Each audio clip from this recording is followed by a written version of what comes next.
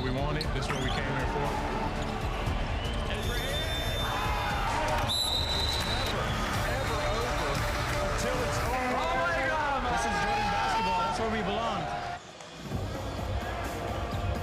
Good afternoon, everybody. Welcome back to Jakarta, Indonesia. This is the FIBA Asia Cup quarterfinals. We are getting underway today with Jordan and Iran. Ladies and gentlemen, it is time to introduce the road to the final. The glistening trophy. Iran Jordan will face the winner of Lebanon and China, who play later tonight. Obviously, some other action in the other side. They'll be playing tomorrow. Australia against Japan and Korea taking on New Zealand. And Jeff Taylor joined by Mark Mills. Mark, I think Jakarta is still shaking from what we watched from this Jordan team the other night, coming back incredibly from several points down in the final minute to stun Chinese Taipei at the buzzer. And Freddie Ibrahim just kind of took center stage at the end, but Dar Tucker and El Douari were the men that really kind of lifted that team throughout that game. Yeah, they truly did. Iconic, one of the historic games within Asia Cup. How that ended, just sublime to be able to be courtside to see that kind of game.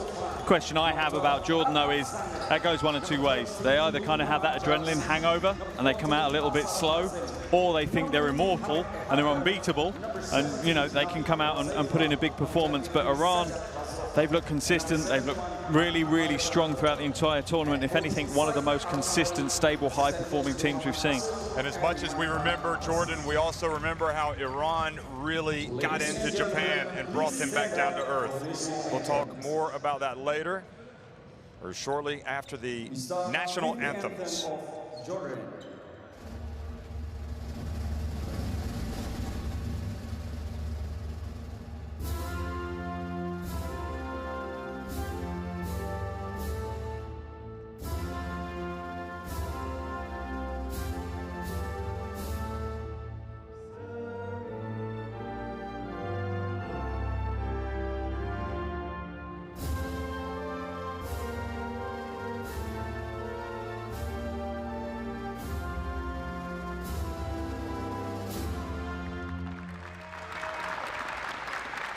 Please remain standing for the national anthem of Iran.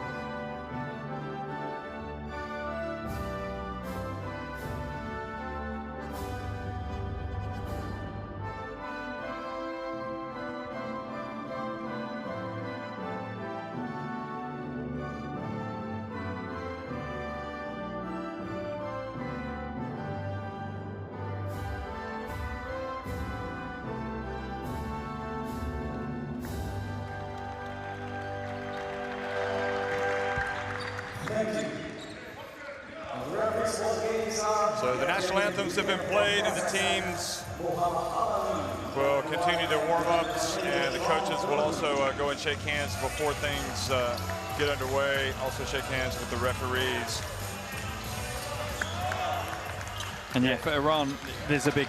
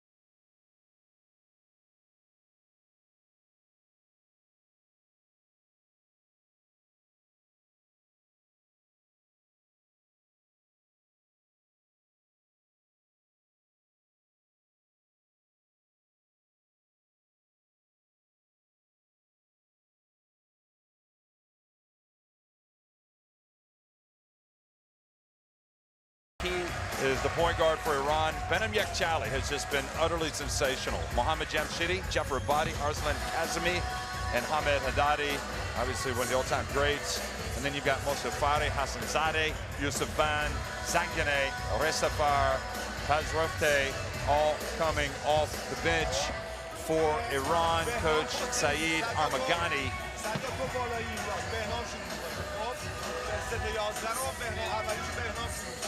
Should also say Martin Agajanpour, the young sharpshooter that's come out and played very well.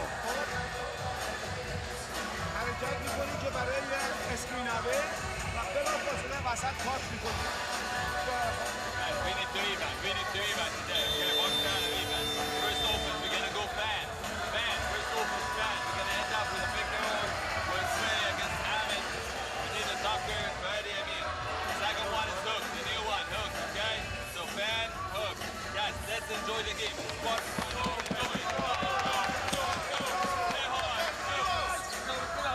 Interesting final comment from Coach Al-Sous. I like it. Let's go and enjoy the game. And I think Jordan at times, you know, he made a comment in one of the timeouts in the last game, stop wasting effort on arguing with each other. And I think that's a good message, you know. If they go out and enjoy their basketball, play together as a team, they've got a chance. They certainly need to play more team-style offense. They've played pretty much individual offense. They've leaned on Dar Tucker to create for himself throughout this tournament. They will need to come together as one unit. As for Iran on the other end of the floor, the majority of their points have come in the paint, be it from big moves from the likes of Haddadi or big strong drive to the basket from Yekchali. I feel that if Iran are going to progress through today's game, then they need to find some kind of outside threat. They've only shot 29% from downtown in the tournament. They're going to need more than that today. 6 of these Iran players reached the podium, reached the final, in fact, at the FIBA Asia Cup 2017. That was in Lebanon and lost to Australia. Of course, Australia is still in the reckoning as well. They will be playing tomorrow.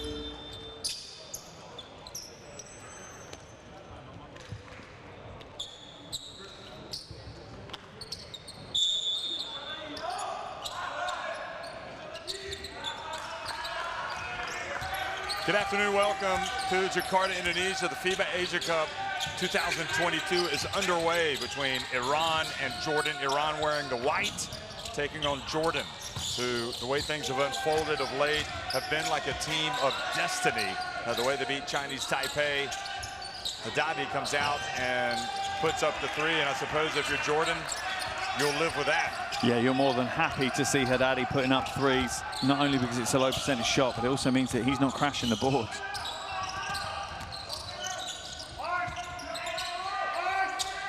Here's Dar Tucker and his shot off the front of the rim. Haddadi still gets around pretty well for a player his age. And here's Yekchali just inside the stripe, and that is what he has done all tournament. Yeah, second in scoring in the tournament and has just been relentless. Every game he's played in, he's stepped up offensively and put in huge performances. Now a chance to run. That's what happens with Iran. They punish you after the missed 3s. The missed 3s gets Iran into transition. Yeah, it does. They want to get out and run. You know, Yekchali, he's happy to take tough plays, but he'd much rather plays like this, where he can just stretch those legs and put so much pressure defensively on Jordan.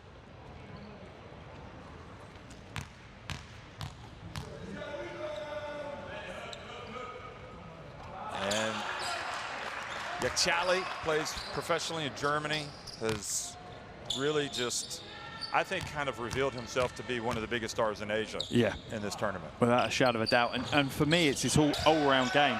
It's not just, that's actually his first free throw miss in the entire tournament. So I think I jinxed him. Yeah, we'll give him that one, huh? But it's defensively, offensively, he's the all-round package.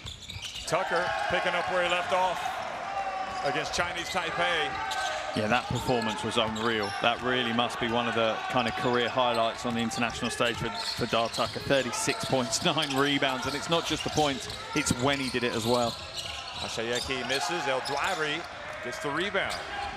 El Douairi is a walking double-double with points and rebounds like Haddadi. Freddie Ibrahim. Look at Haddadi get out and run. And now Abu Hawass comes up with a steal and throws it down. Comes out, makes a big play for Jordan. That's great defense. Read the passing lane. It was a little bit telegraphed by Haddadi. But that's almost a signature play from Abu Hawass in this tournament. How many times have we seen him just slide to the basket like that for the two-handed? You rate him? You think he's any good? Yeah, very good. And to be honest, he's kind of unsung within this tournament. Absolutely. We've raved about so many other Jordanian players and not much raving about Abu Hawass. I don't know. I think we rave about him, but I mean, I know you have. It's kind of like he's kind of like lost in the shuffle a bit. Yeah, a little bit. Answers for Iran. And the game has gotten off to a good start here in Jakarta, in J-Town. Dart Tucker hits the three. That's his spot. He had a couple the other day against Chinese Taipei there. Mashayeki loses control. Here comes Freddie Ibrahim in the open floor. 4-on-2 break. Gets the pass to Abbas, and he hands it off to El Guayri. And really, Jordan do look like they're carrying a little bit of momentum and self-belief into this game. Yeah, I think so. I think that buzzer-beating win has given them a real self-belief that they can push on and beat Iran.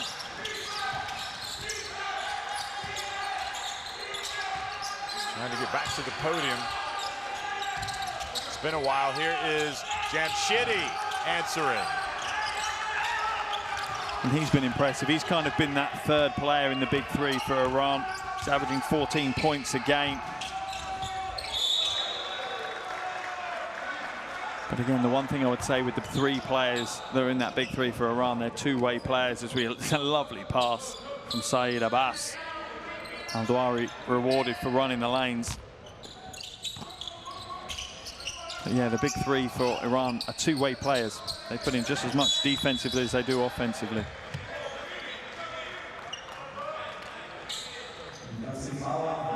Jordan trying to make it back to the podium for the first time since 2011.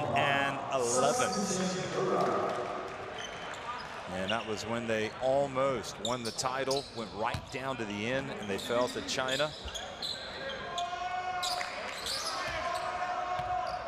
It's interesting that the first change that Iran make is Pazrofte comes in, usually slightly lower down the rotation.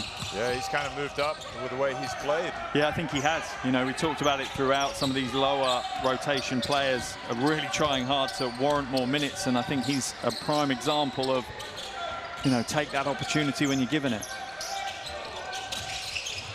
So everybody's been pretty good, but this is where Dart Tucker is good as well. He can rebound and run. He's a guard, but he actually can play. He plays like a power forward at times. He does, and Iran have reacted. That's why Pazrofte's come in, a bit more size and wingspan. But there's El Guayri, feeling the confidence.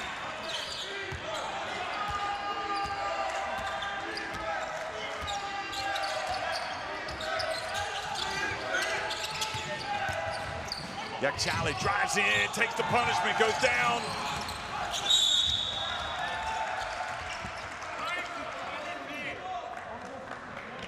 So unusual seeing the ball not go in for Yakchali. It's been automatic. Yeah, particularly off that move. He's happy taking tons of body contact and still finishes, but not this time. Jordan, one of these teams that they can be really underwhelming in a tournament, but once they get it going, they are suddenly very dangerous. And that appears to be the case here in Jakarta.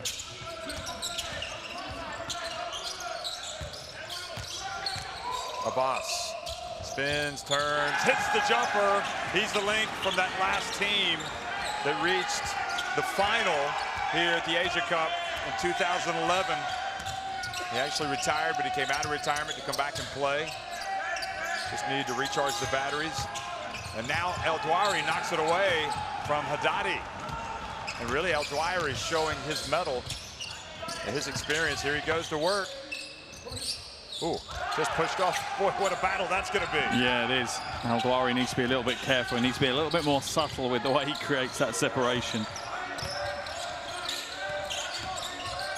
That was a rough day into Haddadi, who gets it back, and it's just, what can you do? Even when it looks like he's kind of fumbled the ball away or isn't going to get a good shot, he makes it. Just plays like that. He looks like he's just playing a pickup game in the playground, doesn't he? Makes it look easy. Tucker, what a pass to El Dwyer. And at the moment, Jordan are playing at a very, very high pace. I don't think I've seen them play at this speed for the entire game, and it will certainly help them out in this game. They'll stretch and push Iran if they do. Kazemi. Chali. Puts it back to Haddadi. You know how Iran, when they came out against Japan, it was almost as if nobody was talking about Iran. Everybody was talking about Japan because of the way they just destroyed Syria. And in a way, despite Jordan eking their way into this and the drama, in a way it feels like Iran maybe not quite as up for this game. And that is dangerous as Abu Hawass goes in and scores, and Jordan race into a 17-9 lead. I think one of the big things that's playing into this as well is that gap in play. You know, Jordan are coming, you know, game, day off, game, day off. That's been their process throughout the entire tournament. Iran, because they qualified directly for the quarterfinals, they've now had 4 days rest. They've not had that competitive. So just to be able to flip the switch and go into full game mode may take them a little time, which Jordan have exploited.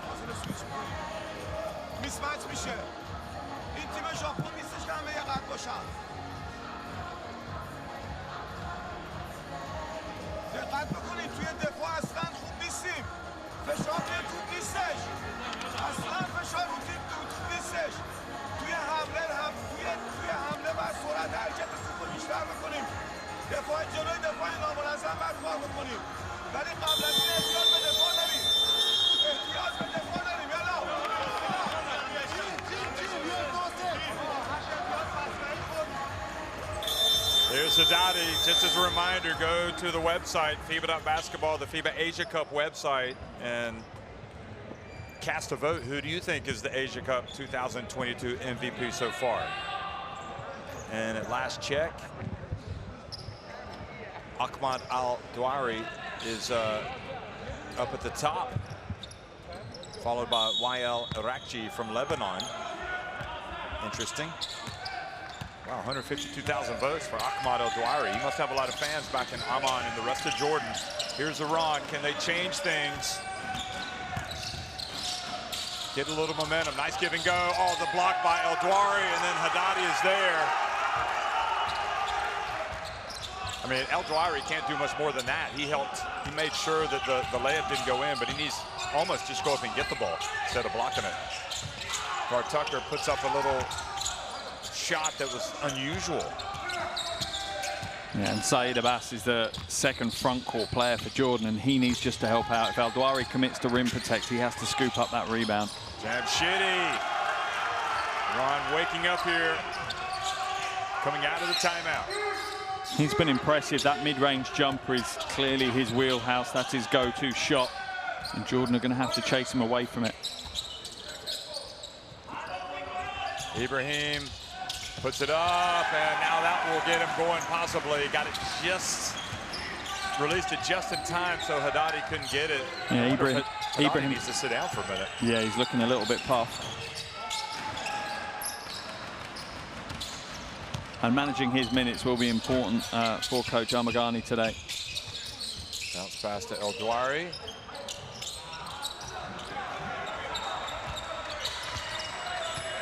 I was going to say about Freddie Ibrahim, you know, even himself, he came out and said, I haven't been playing to where I need to be. And he'll be hoping that last minute that he took over the game is a sign of things to come. Ball thrown into the hands of Dar Tucker. And he goes in, gets the contact, and puts it up and in. You love the celebrations from Dar. His wife and 4-month-old son are here watching from Dallas, which is where they make their home, Dallas, Texas. Haddadi goes out, Chali goes out, Kazemi goes out, and Hassanzadeh comes in, Zangane comes in, and Mashayeki, the point guard, comes back in.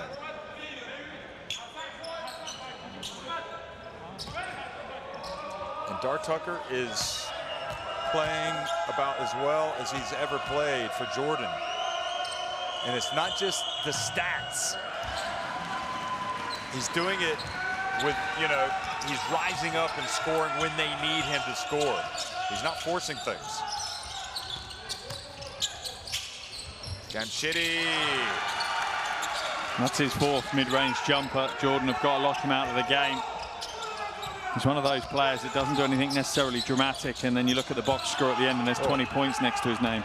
Said Abbas trying to do some things he shouldn't do, but palming, Jose Rofte turns it over, so a break for Jordan. Yeah, back to Dar Tucker. It's also the fact of how much he's enjoying this tournament. You know, he's played with a smile pretty much every single game they've been on the floor. So Al Hindi has come in. So Freddie Ibrahim's out of the game, and it seems to have affected their ability to handle the ball. Look at Abu Hawass. Oh boy, stepped out of bounds. And that was good defense, really, from Mashieki. Just a little bit of a nudge as Abu Hawass approached that baseline.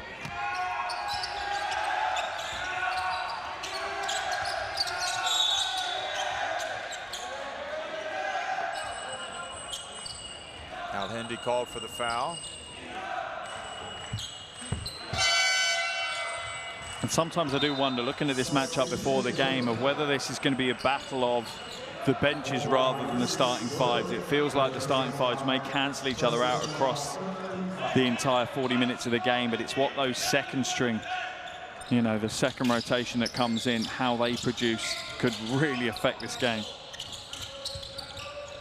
Jose Rofte, just a little, we talked about his arc on his three-point shot. Or lack of it. Yes, his arcless three-point shot. Dar Tucker gets in, boy, he just takes the punishment and earns a trip to the free throw line. I'm not sure why Abu Wazane threw that one down. There was still a chance of it dropping in for Dar Tucker, but instead they have to go to the line for the 2. The focus of this Jordan team, they are supremely focused right now. This is the first time they've been like this in the entire game, and the entire tournament. Yeah, I was about to say exactly the same thing. This isn't the Jordan team we've seen at any stage of any game. Maybe the last minute and a half of the last game. Maybe they were just in cruise control up to this point. They were just saving it for the quarterfinals onwards. They're just so energized by that last game. Yeah, and maybe it's given them belief. Because, well, every game is different. You know, Iran, there's no guarantee they're going to come out and be as polished and excellent as they were against Japan. And then you start to trail, and then you start to wonder, actually, this team is a little bit better than we thought they were. Maybe we're not as good as we thought we were. Yeah, I think there's a slight misleading element with regards to the performance that they had against Japan, because they played bully ball. They used their size very, very well to eliminate some of the impact of Japan. Oh, boy, Jamshidi's really carrying the load today, isn't he? Yeah, he truly is. He truly is. He's stepped up when some of those other superstars maybe aren't contributing enough right now. No wonder he's been kept in the rotation.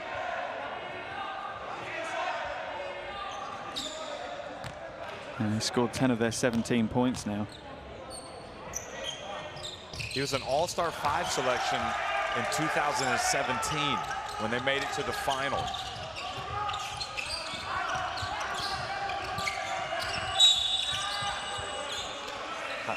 Zangane. Interesting that they've gone with Abbas bringing the basketball up the floor. Certainly an interesting choice. Because you can bring Dar Tucker. I think that's why you see Ibrahim come back on the floor. But Dar Tucker's gone out. Ibrahim has come back. Yep. Abu Wazane. I think with regards to Tucker, you don't want him bringing the ball up the floor because he's just burning energy that you need him to just put on that final play to score the ball. They want him off ball as much as possible until he's ready to score. Abbas makes the first. Do you think that Kanan is particularly susceptible to this Iran team? Because he's been a pretty capable point guard coming off the bench. And also, as early as we've seen Abu Wazane come into the game in this Asia Cup. For both teams, it seems like different rotations today. They clearly see something from the other team that they want to switch their rotations around, and how that plays out, who knows, but it will have an impact on the result. That's shitty. Resafar. And a push on Zanganeh. He'll pick up at second. He definitely shoved him out of the way. Yeah. Wasn't exactly subtle, was it? Yeah, he pushed him with his right arm, with his right hand. So with 14.8 seconds remaining, it's a 6-point deficit.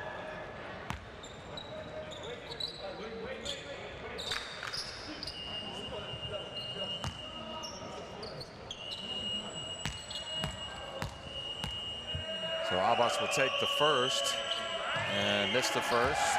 So they called it technical? Or no, it's just the first free throw. Yeah.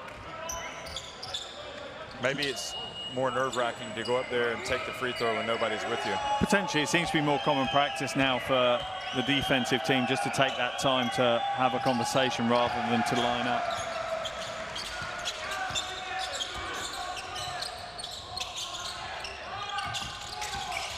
Jamshidi, tough shot again. Abu Azani boxes out.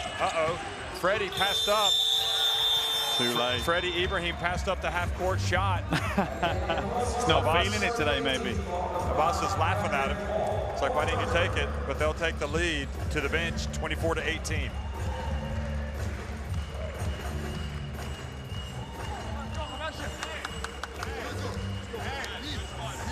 Without a shadow of a doubt, Jordan will go to the bench happier, but you look at how this game's being played, it's all about getting to the basket, maybe a bit of mid-range jumper game with Jamshidi, but at the moment there's no perimeter game from either team. Maybe the team that could find some range will come away with the win.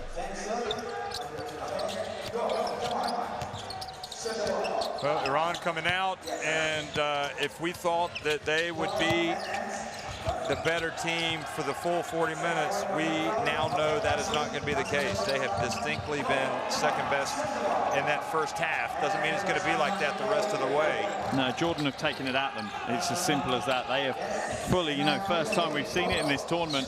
We're expecting this type of Jordan from the start, but they seem to have saved it for the quarterfinals. They're the team that are controlling the tempo and flow of the game now. Jordan, number 39 FIBA World Ranking, compared to Iran, who are number 23. So a substantial difference, though maybe not as big as you would have expected. No, I imagine the regional ranking's a lot closer than 39 to 23. No, it's not. It's the same. Is it really? Yeah. I mean, it's the overall ranking. I'll tell you where they are regionally. Anyway, get the Courtside 1891 app in your smartphone. It's got video streams, schedules, and scores. It is an absolute fantastic app. Scan in the barcode. That'll also appear throughout this broadcast. You'll see that barcode pop up there, so have your smartphone ready.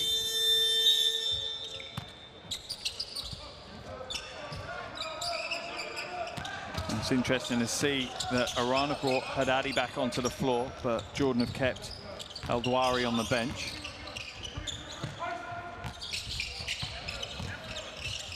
Steady Freddie, not so steady in fact. Turnover, and Jamshidi Jafarabadi gets it over to Resafar. Mashayeki wide open, so he puts up a three and hits it. And he halves the deficit. Either of these teams get hot from outside. I'm not sure the other team can stay with them. So another miss, and Haddadi gets the rebound. Yeah, Ibrahim having a slow start again, 1 from 4. He's had a turbulent tournament. Al-Har Marche backed up, and Hassan Zari takes him to, and Al-Suz has to burn a timeout. The momentum shift there for all to see right here at the start of the second quarter. And this is the Iran we have seen throughout this tournament. Strong, confident, bold, playing their style of basketball. And Jordan have come back and looked a little bit slack again, a little bit lazy and not so physical defensively. But they also need to get their main guys back in the game. Nice. We go. Let's have Amin here. Doctor, you're cutting. Play here. We passed it. Set a good back. Scanning the barcode for Courtside 1891. We can. Okay. We will be here. Amin here. Amasha here. And we start with Dr. here, Freddie here with the wood. We go, to the back pick, pass, go. Freddie, because they're overplaying you, you have that first, do it first, and then you go to Poland.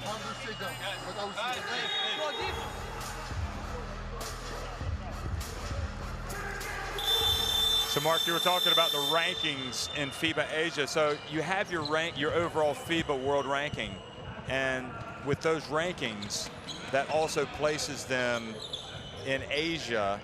Australia is the number one team in Asia. They have a number 3 FIBA ranking. Iran are second in Asia. Jordan are 8th in Asia. Yeah, so there's definitely a disparity. The expectation will be Iran, you know, would go through in this game and should, not easy, but should be in control based on the ranking. But I think after that game against Chinese Taipei, Jordan say, just tear up all the sheets of paper and all the form books, and we'll see where we end up.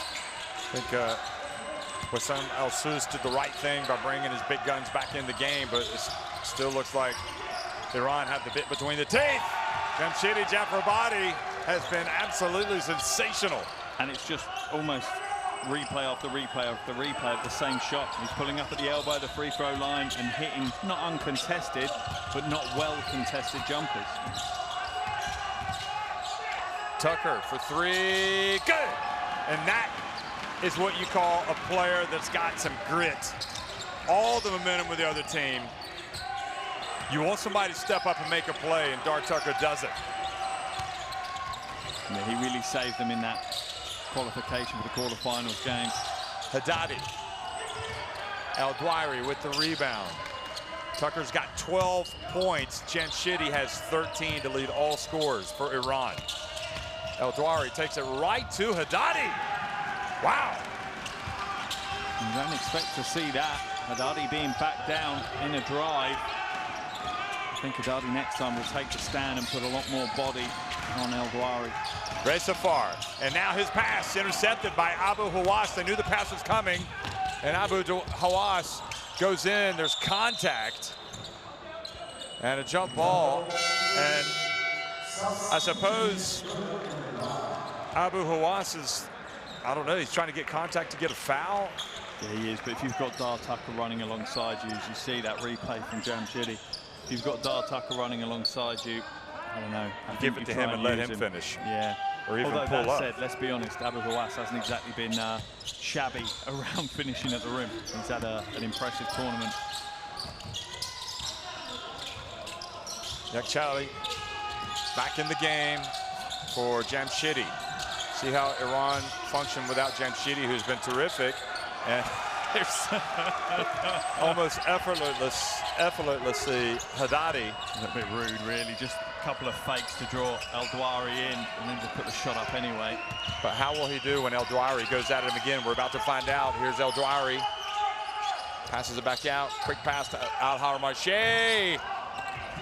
And that's the thing you've got. You know, I think they can help down when El-Dwayri goes against Haddadi, because I don't think Jordan have the outside shooters, or at least not the consistent outside shooters they need to punish them.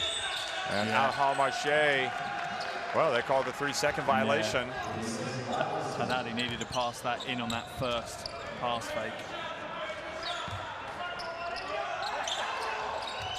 Undersized Al-Haramashi trying to battle against Hassanzadeh.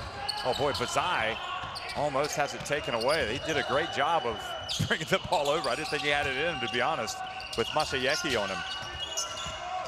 Freddie Ibrahim bounce pass. Goodness me, are you kidding? El-Dwayri playing like a man possessed. And you can see he is emotionally charged up for this game. Tread carefully around him, big man Haddadi.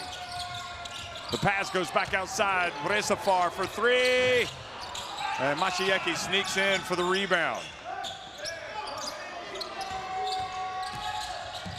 Masayeki gets rejected, but nobody picks up the ball. They pass it to Yakhchali. This will be the 3rd time. And look at Dar Tucker go up and get the rebound. The quick outlet up to Freddie Ibrahim. And Ibrahim does the right thing by passing it back out. Bazai, he's come out with a little glint in his eye today, but he misses from the left corner.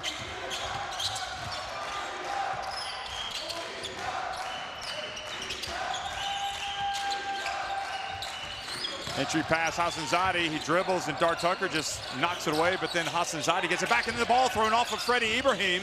He wasn't aware, and Hassanzadeh misses the rebound to Haddadi. Oh, that's a flop from Alhar Maché. Goodness me. Not necessary. Not necessary at all. In real time, it certainly looked like a flop. If there was contact, I think it was minimal. This is ridiculous. Oh, he is back on his feet. I thought he'd been down for a long time after he didn't even get touched. Didn't even get touched with the elbow. That's an embarrassing one. That's one where you kind of, you're a little bit embarrassed when you get back to your feet after that. The Iranian Basketball Federation president, as you look at the rejection, El Douari. They're going to review it, though. Yeah, they're going to review it. And I think they might smile when they watch the review. Great camera work, though. Caught well, they can. It'll be interesting to see what they say to him. So Javad Davari, the 3-time FIBA Asia Cup winner, the Olympian of Iran, who's now the president of the Iranian Basketball Federation here watching, just kind of shook his head when he saw the replay. That's embarrassing. There's no other word for that. I mean, the referees right now, I would be awfully surprised if they didn't say something to Alhar Maché. Well, they're gonna put that in the back pocket and know that he's done that. That he's a flopper. Yeah, and that's the problem he's got.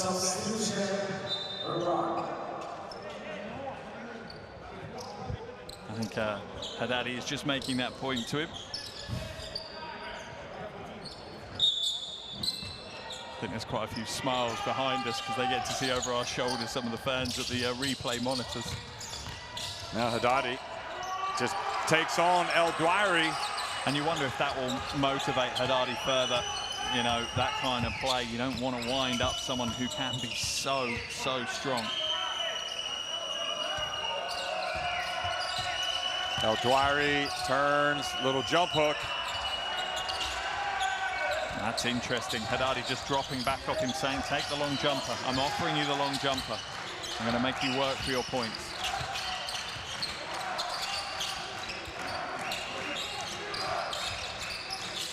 Oh, the bounce pass. And Chali puts it up. Ball goes out of bounds. I don't know why. Now Haddadi seems to be kind of trying to get some calls. Yeah, I think he was saying it came off Tucker's hand.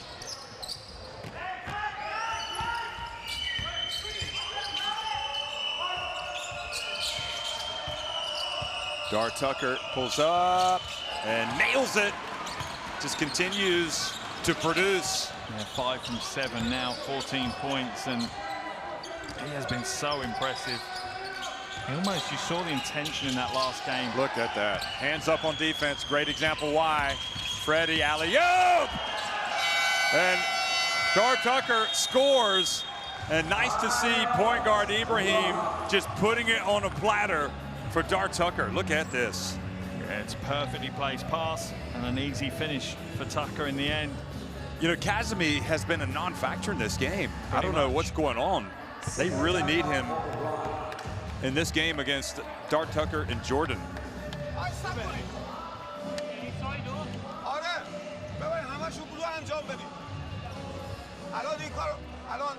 الان این کارو میکنیم تا وقتی که عباس تو زمین نیست.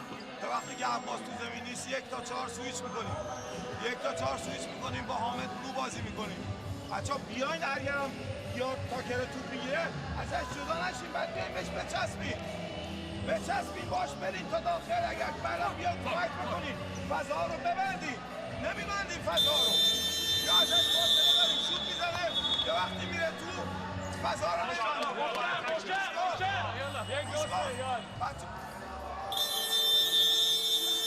No real surprise that it's Dar Tucker. Has been so impressive, particularly offensively. There's his wife, the baby. Look at that. He'll be able to tell his son one day, you were there. Yep, you when saw we it. won that incredible game against Chinese Taipei, and then we took on Iran. Mohamed Haddadi.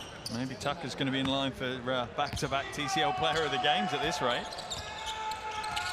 El Dwari probably contender as well. I mean, with this Jordan team, the way they're all playing right now, it's almost like you have to wait till the last second. Jamshidi Jafarabadi. I mean, just get him the ball.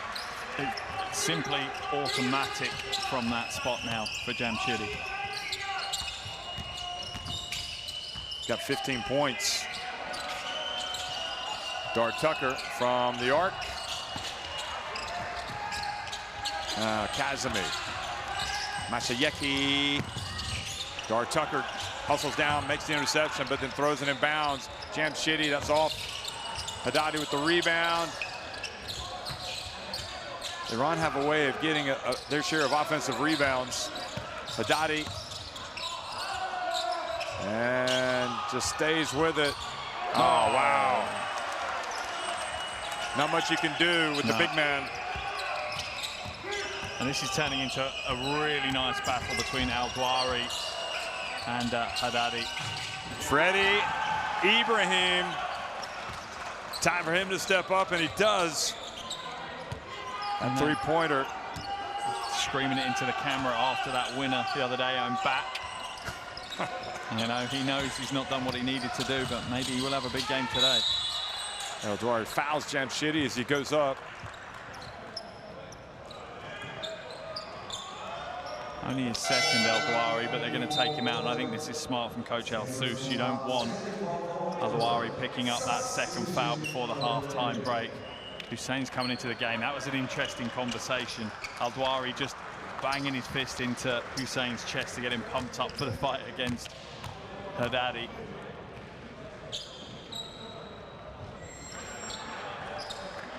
Just beggars belief that Jamshidi just makes everything, even with the hand in the face, and then nobody's guarding him and he misses the free throw. It's just crazy. He almost needs to turn the corner and take the free throw, doesn't he? That's even more unbelievable. Certainly and I think the Iran coach is about to faint. He can't believe what he just saw.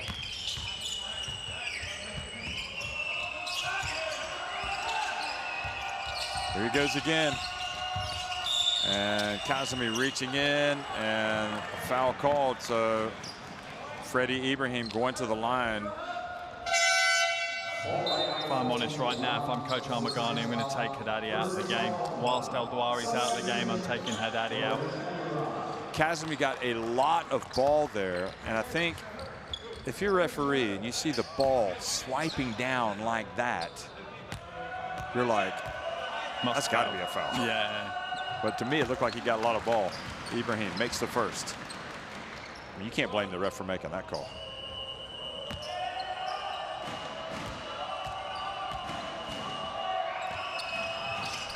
Last 5 points for Jordan, scored by Freddie Ibrahim.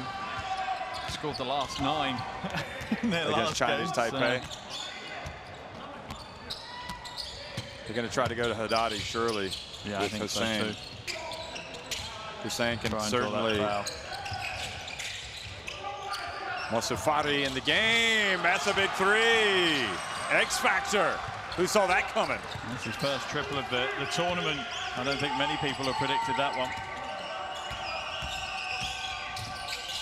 Over the shoulder pass back to Hussein.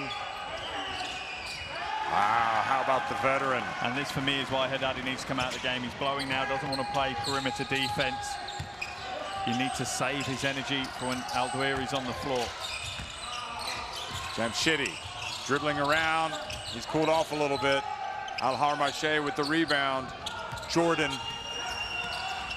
not buckling. It looked like at the start of the second quarter, Iran were going to get to grips with this game, but Jordan have come right back.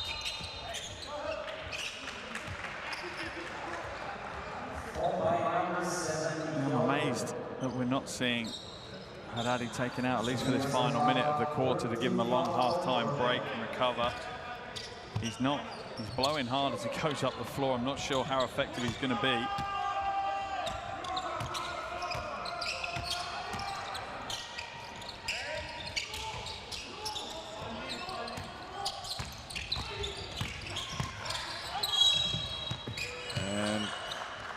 Chali fouled, so he gets free throws.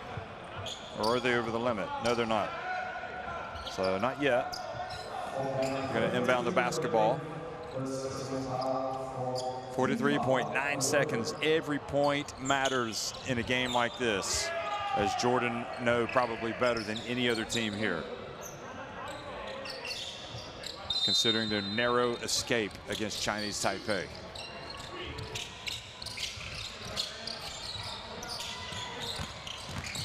Jamshidi bounce pass. Katsumi fouled as he goes up by Abbas. So free throws for Katsumi.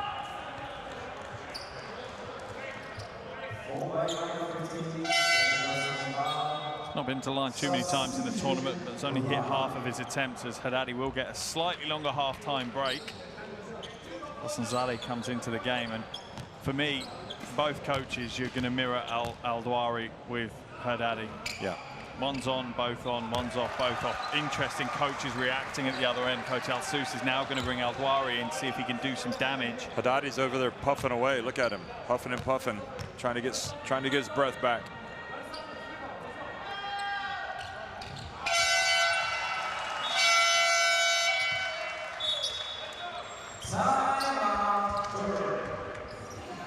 So timeout has been called for Jordan, who lead it by 4 points.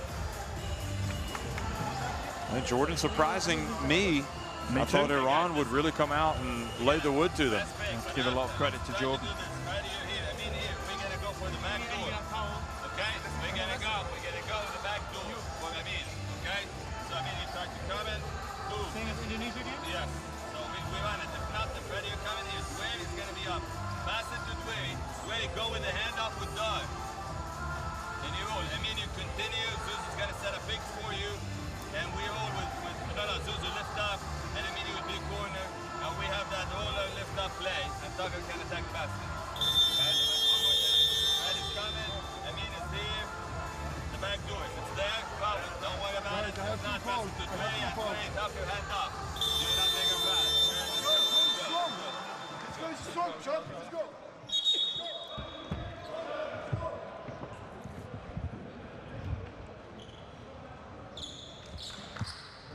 And like you say, I think Jordan have learned from that game against Chinese Taipei. They are valuing every possession because they know how important it is if the game goes to the wire.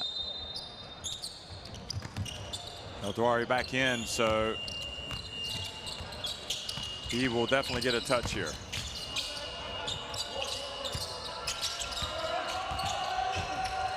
Tucker explodes, banks it in. I'm running out of superlatives for Dart Tucker.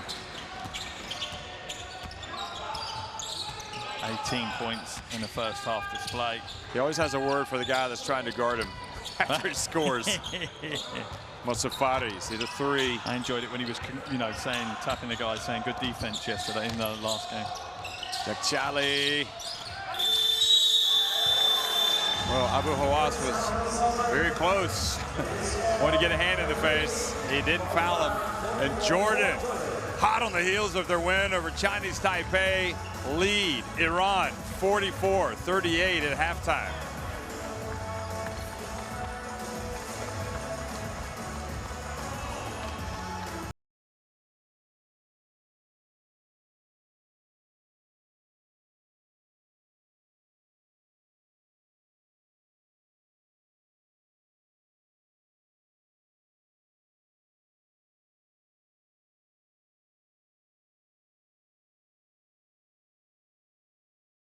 Just shy of 70 points a game, so offensively they have looked far more efficient, and I think that's what's caught Iran by surprise, that this Jordanian offense after that win against Chinese Taipei seems to be far more confident than it was. Tucker, 18 points, like you say, there's not much more you can say, and Jamshidi leading it for Iran with 15.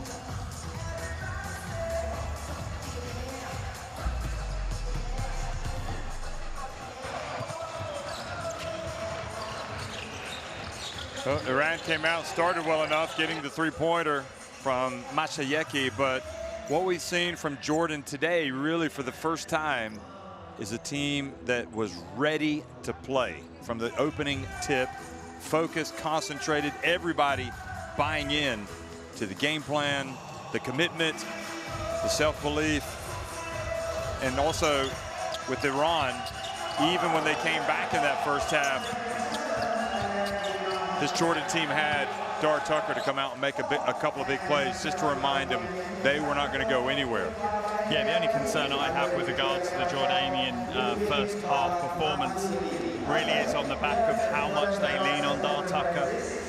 You know, when you look at it, he's got 18 points. Outside of El Douari, there's not a huge amount of contribution. Whereas it seems to be every player in that Iranian roster is contributing. They've got buckets, they've got points, and they're making an impact. If, and it's a big if, because I'm not sure there is necessarily a way to, but if Iran can come out and stop Dar Tucker, is there a plan B? Is there a way that Jordan amend that offense, adapt that offense to play without Dar being an effective offensive scorer? Do they just go to El Douari? Does it rely on him being able to beat Haddadi? Haddadi looked a bit tired, so maybe that would be an option. But that's my only concern. I feel that the spread of offense for Iran will give them some advantage as the game progresses, because I can't see Dar Tucker playing a full 40 minutes where he's unstoppable. I think Iran will find a way to disrupt that. Well, they certainly wobbled when El Douari and Dar Tucker were out of the game at the same time. So, yeah. But I wouldn't say this Iran team is a team of spring chickens. I mean, they have some guys that are long in the tooth. Yep. So I'm not sure how many, 100% minutes are left in Haddadi's body today. You know, we saw him sitting down just before half-time. He's played a lot of minutes in that first half. They've not exactly helped him out by giving him some time out of the game. He's played 17.5 minutes, but it's going to be a big second half ahead of us. 44-38, Jordan on top of Iran at halftime.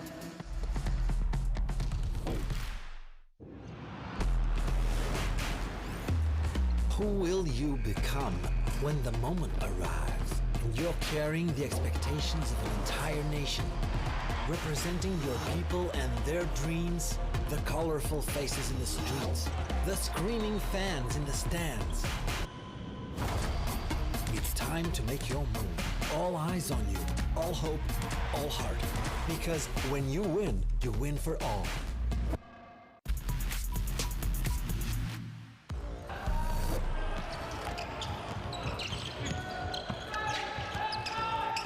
Nice pass. Evans. And wow. What a play by Lopez. It's a great pin. Alley-oop jam. Lob City. Jakarta and the foul. And Samayam Timmons.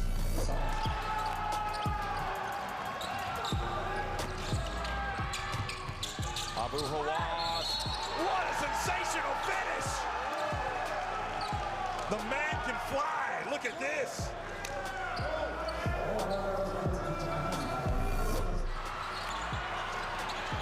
You can hear the crowd. We're getting into it. And Bolden finally able to throw it down and earn a trip to the line.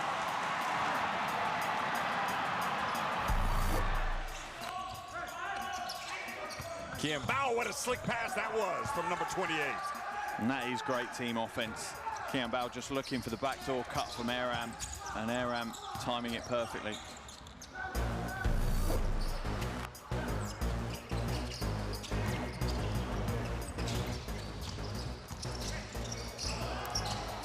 Oh boy, look at that passing. Tominaga, good.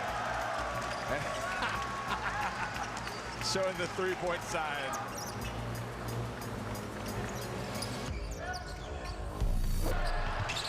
Son, look at how he's able to get up and hit that three-pointer. Unbelievable. Well, that just puts an exclamation mark on a thoroughly dominating performance for China. Wow. Coming up on the 1 minute mark here. And Douari goes in, and boy, does he put the Saudi on the poster. You feel kind of bad for Al-Hawsawi. Maybe a bit naive. He'll be having nightmares for weeks on that one. Guess that's not to pick up a third foul. Freddie, oh, he was going in for a dunk. That's great defense leading to fast break offense. The 2-point game, Zenabov. It might be a 3 anyway. Abraham! Oh! I don't believe you are kidding! You cannot believe it! It is stunning! Stunning save to Jakarta! Freddie Abraham!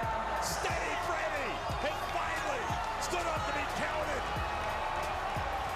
They have knocked Chinese Taipei out! Incredible!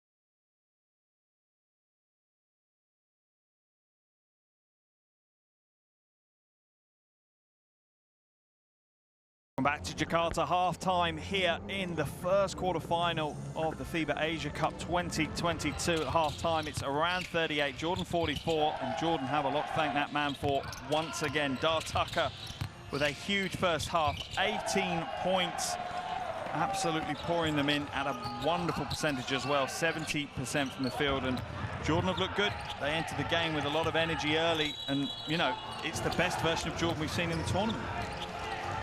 Yeah, Jordan, it's kind of like, okay, a new tournament for them. Yeah, it feels like that.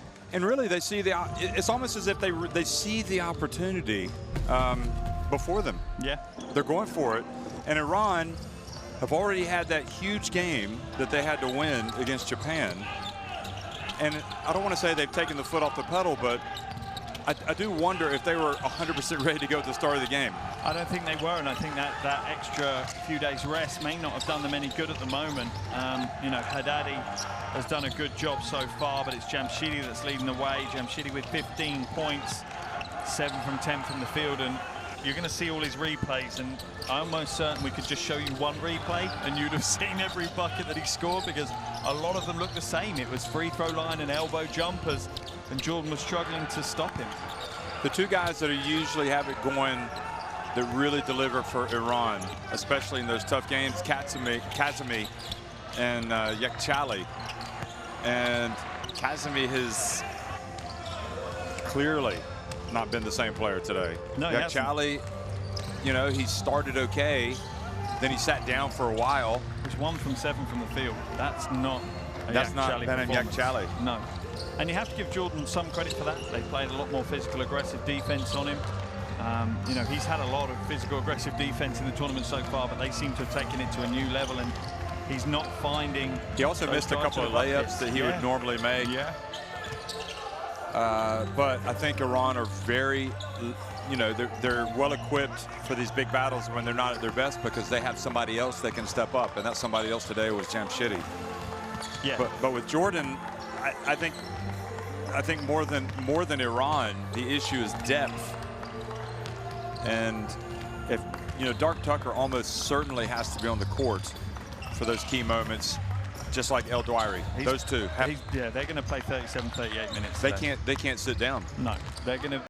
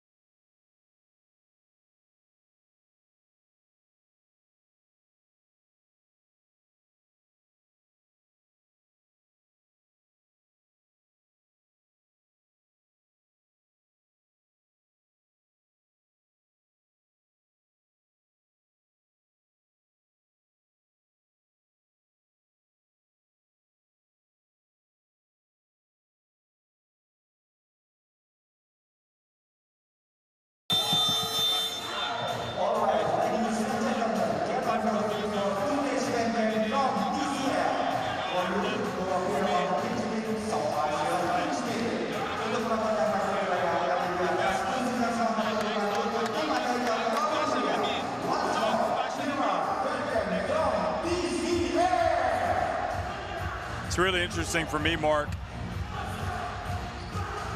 Well, first of all, you have to get this app. Download the FIBA Asia Cup app. It takes you straight to all the stories, the results, the schedules, the videos. You know, I was telling you about who do you think is the MVP of the tournament so far. It'll take you to that page. So that is definitely a must-have app in your smartphone. You think about, you know, in that MVP voting is Ahmad Al-Dawari as the potential MVP. Yeah. But I find it really hard to. He's a different type of player. He does different things for the team. But I think equal importance, Dart Tucker and El-Dawari. Those are without a doubt the single two most important players in that Jordan team. You take either of those players out of the team and they're not here. They're not at this stage. But with regards to Asia Cup app, I find it hard to believe there isn't anyone that hasn't downloaded it by now. I'm confused why they wouldn't. If they've got full memory, delete those pictures of your family. Just get rid of them and you can download the app. It's common sense, really.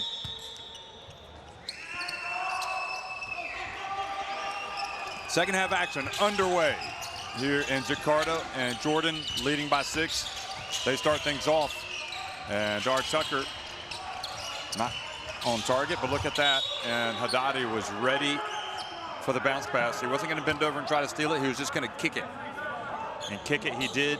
So 14 will now be on the shot clock. But you can see that El-Dawari, the education that he's received in basketball at Fenerbahce and in Turkey has just been of the highest order. Yeah, he's truly one of the, you know, elite centers, defined and developed bigs within this tournament. He plays the game beautifully from that low post. You know, we've seen some that are slightly not at that development stage, who are just trying to bang their way to the basket. He's got footwork, he's got, you know, control, he's reading and looking for his teammates the whole time. The only frustration I have with him is he needs to be more of a finisher than a facilitator. But like you say, maybe that's the time at Fenerbahce. Boy, that's a bad turnover for Freddie Ibrahim. Masayeki just jumps up and takes it away. Jamshidi over to Haddadi, and now he's going to go to work, and he's going to score, and it's a three-point play.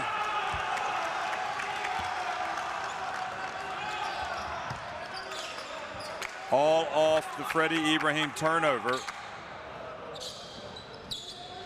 Masayeki has got springs in his legs. He can jump up, and this was the final result, the consequence.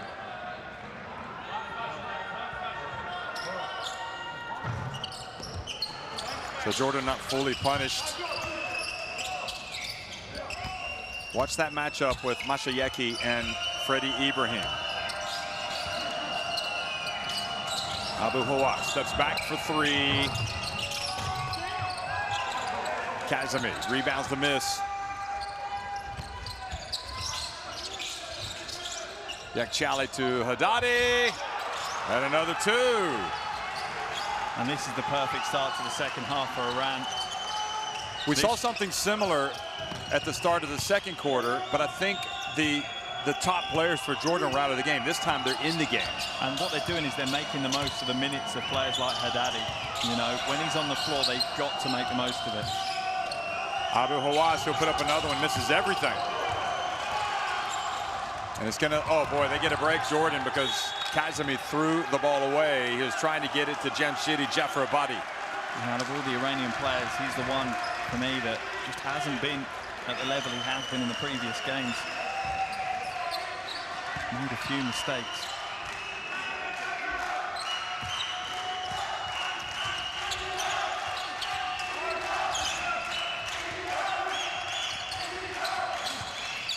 Freddie Ibrahim, a little runner. So, you know, it's never going to be smooth sailing all the way from start to finish. And right now, Jordan are in stormy seas against Iran, who suddenly have a chance to pull level. And they do not. Front and back of the rim, and comes out. And that's better defense. Jamshidi's clearly looking for that mid-range jumper, and they stayed with him. Kazemi was trying to go for the steal. Freddie Ibrahim for 3. That's more like it for steady Freddie. And he's shown that he can shoot the 3-ball. He struggled driving to the basket, but he can shoot the 3-ball. Iran have to step up on him, or he'll ignite.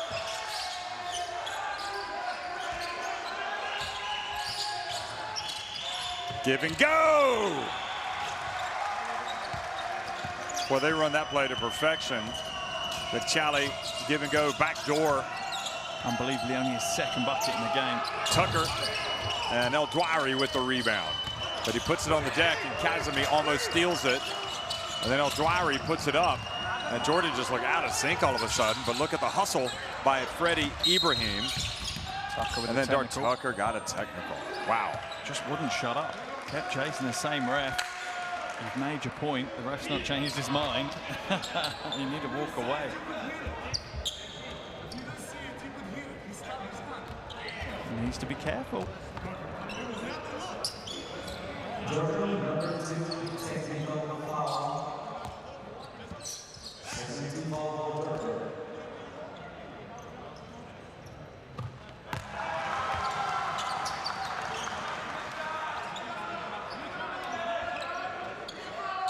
I think some of that is the frustration of his missed jumper. It will certainly play a part, but he needs to channel that frustration. That's the longest time I've seen an official go with that kind of demonstrative outburst from a player in this tournament without giving them a technical. It's the first time we've seen really a loss of composure for either team in this game. Now the pass to Yaktali. He's fouled going up by Abu Hawass. Jordan was just asleep. There's no other way to describe that. The inbound defense, there wasn't any. Abu Hawass wasn't awake. It's almost they had a sip.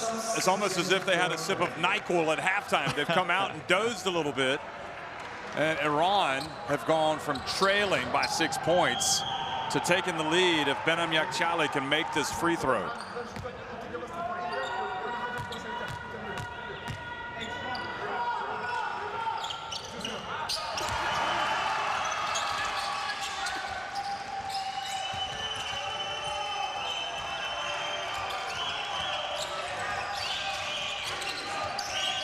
Here goes Tucker.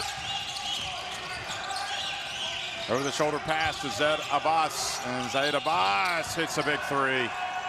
There's simply some plays, some shots that players like Abbas, not a primary scorer, but if you're that wide open, you have got to be able to step up and knock that down.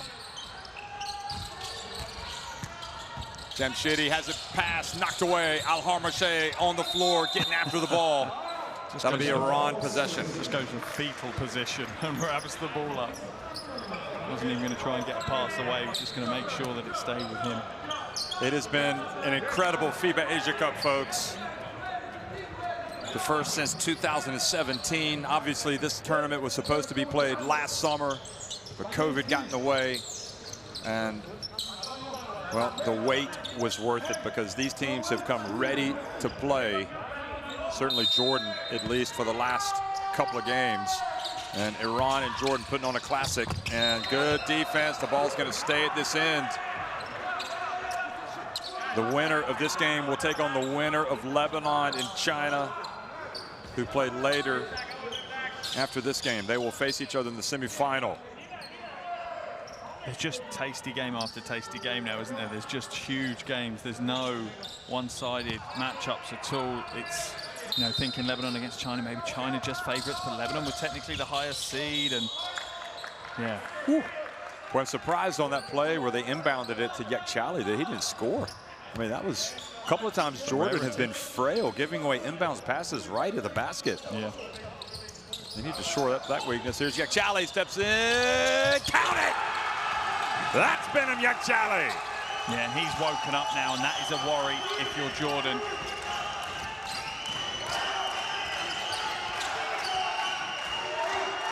Now this is either, well, this is going to be Freddie Ibrahim outside, down low to Al-Dwari. Ahmed Al-Dwari tries to get to Almar Harshay, but he had already advanced too far. Now Yaktali in the break. Great hustle back by Freddie Ibrahim to deny the pass. Yeah, that's great defense. Didn't give up on the play, chased it all the way back. And there's the three, takes the dribble. Full meter behind the arc. For me, I thought that was a mistake when he took the dribble, where he didn't just catch, square and shoot. I thought, oh no, he's lost the opportunity, but maybe he needs that pressure. Oh. Jamshidi hits the side of the backboard. This is Dark Tucker. He sees an opportunity. He takes the contact. Are they going to give him the shots? He knew the contact was coming. Tucker continuing to talk. He just needs to be careful. They've called the foul. They've called the foul. Just needs to calm down. Jordan don't really stand a chance of winning this game without Tucker on the floor.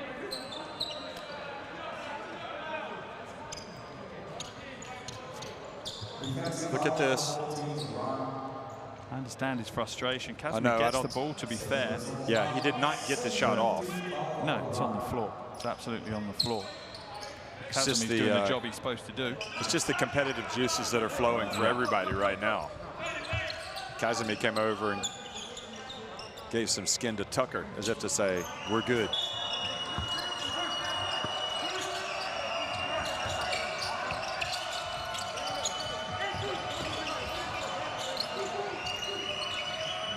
El Dwyer steps out. Not sure that's where they want him. No, that'll be the only time we see that. That's why Haddadi just leaves him to it when he does that. Now the ball looped over Haddadi's head and out of bounds. I think Saeed Abbas might have got away with a little one there, because as he walked away, he just dipped his head, made no eye contact with anyone.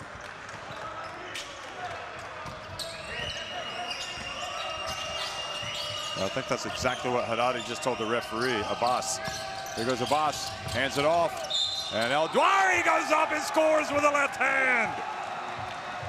And he's fouled on the play.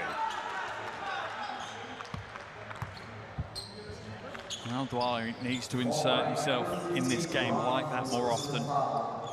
His team need him to step up and be that type of player. And how about Abbas coming out and making some plays? He really has. This has been the best game of the tournament for him. He's been that glue guy that's just sat in between plays and picked up the shots when they've needed him to. Played over his size as well. A classic in front of us, folks. This quarterfinal at the FIBA Asia Cup. Mateen Aganshampur checking into the game for Iran.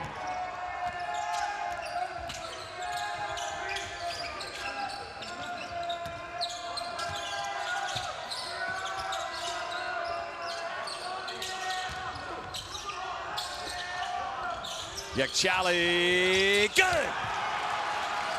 Well, that was a meter behind the arc as well. Every shot is getting further and further back. It'll be in the car park before we know it.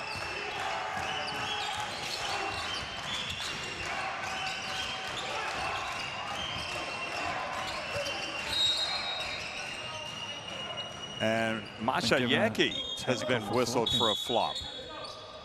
Acting like he got bumped. Well, there you have it. Number 5, Rock, technical foul.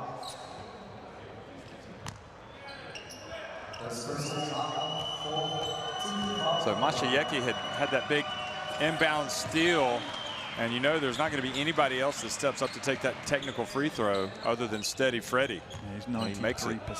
Wow, 93%. That's insane. Yeah. That's Arvydas Macijauskas territory. The great Lithuanian. That said, I think kind of knew that after the 3 free throws he hit in the clutch in that game against Chinese Taipei that was automatic. And now he's feeling it, Freddie, but he is short, and this gives Kazmi a chance to run with Yakchali. Look at it.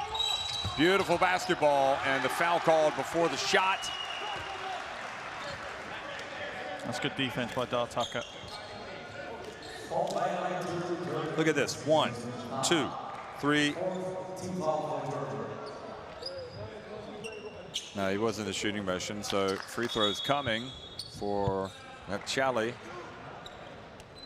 who had been perfect at the line before today. And today, not so much. But he had a tough first half. But he seems to be in his rhythm now. Makes the first. And if you're Jordan, that's the worry. If if he manages to get himself into some of the rhythm that we've seen in this tournament in previous games, and that's pretty scary territory for them. He had 31 in that first game against Syria.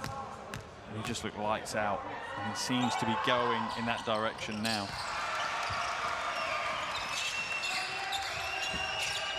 Well, I mean, you're playing a good team, so they're going to make shots. You got to keep playing defense. Got to keep the scoreboard ticking over yourself. Tucker takes a very difficult shot and hits it. There's not another player on the court that can make that shot other than Dar Tucker. 21 points now, 8 from 13. He is unreal. He has looked phenomenal in these last 2 games. He's thrown himself into that MVP debate. Well, it's kind of inescapable. There's Masayeki for 3. Good! He answers his critics after the technical. And this game, again, is just another phenomenal game. We've been given so many good games in this year's tournament.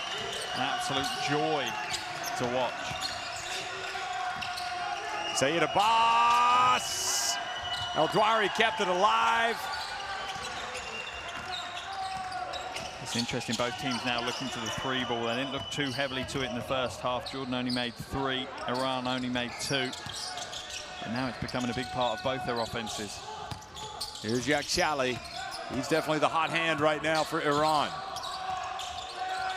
Well, if that's Haddadi, you give it to him and you pay the price. Another 3 for Iran. And they go up by 6. Yeah, and he throws the 3s up to the bench as he goes back. And that's the difference for me between Haddadi and El-Dwari. Haddadi can step out and hit those 3s. El-Dwari has to come out and play perimeter defense. It's not the same at the other end. Timeout, Jordan.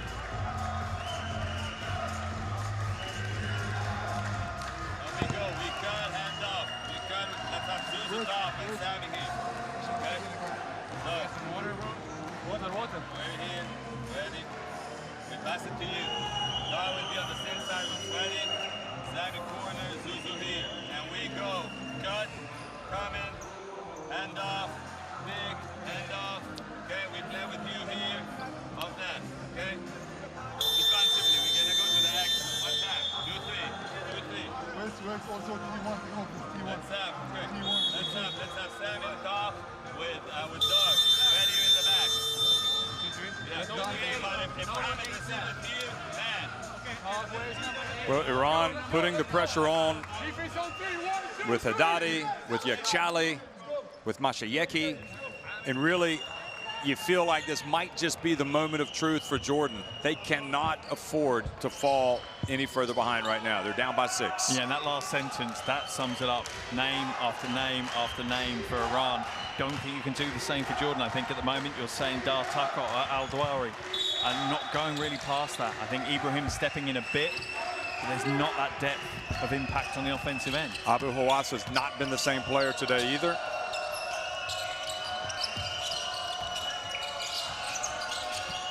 Here's El-Dwari. Oh, boy. Bounce pass right at the feet of Iran. They take it away. Cross court. Masayeki drives in. Bounce pass. Look at that. Oh, the ball slipped out of his hands. But he's so big, he just stays in there and taps it in. He just wanted the rebound, didn't he? Yeah, that's stat padded if ever I saw it. It's just another offensive board tagged up to him. Doesn't really need it. He's already 19 points and 16 rebounds now.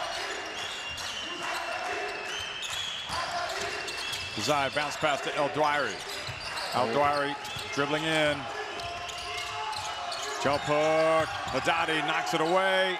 Masayeki saves it. I love the crowd chanting Haddadi's name as well. Yakshali. And now the Kazemi strategy backfires because it starts a fast break. And great sportsmanship from Hamed. He picks up Tucker. Kazemi just tried to bat out the rebound because he wasn't going to get it. Literally the only place he couldn't bat it to was that direction. Any other direction, they'd have got the rebound. The one spot, it's like the ball is a magnet to Dar Tucker. You see the replay of Haddadi just staying with the play and getting more points. Think about how big this sequence is. Had Iran scored with Yakshali at the other end, they'd be up by 10 points. But right now, if Tucker makes these 2 free throws, it's a 6-point game. And now this is the change. You know, as I said, El-Dwari goes to the bench, so does Haddadi. That's good coaching. Well, Tucker just keeps pouring in the points. That is what he has done. Haddadi is at +30 efficiency meanwhile. 21 points, make it 22 for Dar Tucker. Now for Iran, they need to keep at least, for me, a 5-point lead across the next 2 minutes. Give Haddadi a nice long break on the bench. This is where you have an opportunity if you are Jordan. Interestingly, they go into a zone. I'm not sure they need to. Maybe just a different look. Well, it doesn't pay off because they get it inside to Hassan Zadi.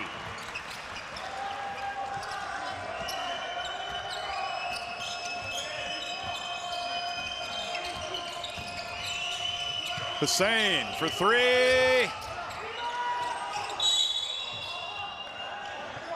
And Masayeki whistled for a foul. He's not going to argue this time. While he's on the floor, whistled for the foul. I don't know what he did because it was after the shot and the rebound, and then he blew the whistle. So I don't know if he reached. While he's on the floor, maybe that he pulled at him just to get the foul called, so the offense will be stopped.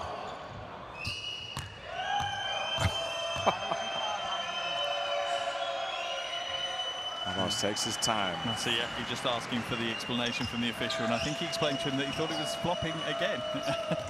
he said he got an elbow. Thankfully, the official can't be sure. He can't get another one, or he's out of the game. Yeah, exactly. If the official was sure that that was a flop, he'd have been thrown out of the game. So if you get a combination, if you get an unsportsmanlike and a technical, or two technicals, or two unsportsmanlike, you're gone. See ya. Off to the changing room. We've seen 3 players thrown out of the game, haven't we, in the tournament? So it can happen. Yeah, I think the refs have done a good job. Here goes Masayeki, flies in. Maybe not what they needed, although he did have a decent look at the basket. Right now, this Jordan team just trying to get to the fourth quarter, down no more than 6 points. Freddie Ibrahim for three. Hussein crashes the boards, and the ball goes to Abbas. Saeed Abbas. And that's Hussein just working so hard on the boards, basically clearing out the entire paint. So yeah, he's been good. To Abbas. He gives you a good quality 7 to 10 minutes. Kazemi, his pass intercepted by Steady Freddie. Here he goes. Quickly up to Dar Tucker. He gives it to Bazai. Bazai. And another foul.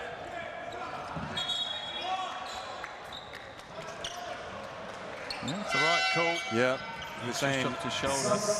Pulling his way in there. Only his second though, actually. I thought it was his third, but yeah, only his second. That was a huge opportunity, and it was the right play to get it to Bazai. Tucker could have taken it, but in the flow of the offense, you've got to trust your shooters as well. And of all the players to send to the free throw line, I don't think for Jordan that Kazemi's a bad option. You saw Hamed over there huffing and puffing, so he might stay out of the game for a few more minutes. And Kazemi makes just 1 of 2. For me, if Iran can hold on to the lead, at least a 2-possession lead, keep Haddadi on the bench. That would be my opinion for now. Give him as much rest as you possibly can. Saeed Abbas goes at Kazemi. Back to Hussein. He's not shy, is he? And he puts it up, and he shows you why. Boy, Iran almost lost the ball. Shot clock about to expire from half court. And Jamshidi got the iron, but it bounced away.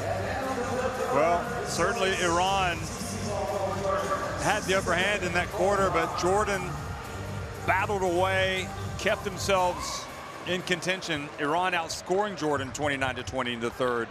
They now lead at 67-64.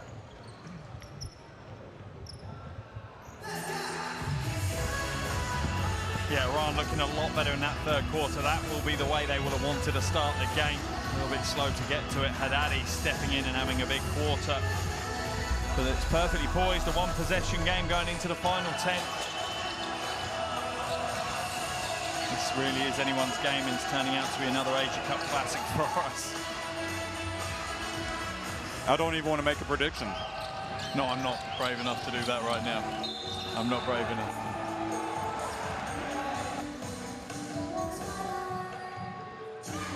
I think the Al-Dwari-Haddadi battle is going to be critical in this game. I feel like whoever wins that battle, their team wins the game. You know, I'm not saying there aren't other elements to it. We've seen Al-Dwari dip a little bit in that third quarter. But some of that could be down to tiredness. We talk about Hamed being tired. Well, Al-Dwari also gets tired because he has to play so many minutes. And we were agreeing, they need him out there for 38 minutes. But those minutes provided by Hussein have been huge. Yeah, they really have. You know, and I look at it and I wonder, did Jordan have a better backup to their main big? They probably do in Hussein. You know, he comes in with experience, that big shot to close out that quarter.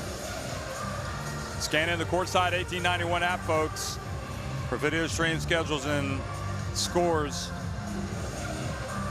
And you definitely want to get the FIBA Asia Cup app as well. Those two are fantastic apps. FIBA Asia Cup gets you, the FIBA Asia Cup app gets you to all of the news, results, information, videos. Also takes you to the live games. So Haddadi is back here at the start of the fourth quarter. Mosafar also in the game instead of Mashieki. Bazai for three, and that's what he needs to do. Ties the game. That is a huge way to start the final quarter. And I'm interested to see Haddadi coming back in. I think they're going to split shift his minutes in this final quarter. That was a big shot by Bazai, who missed his previous.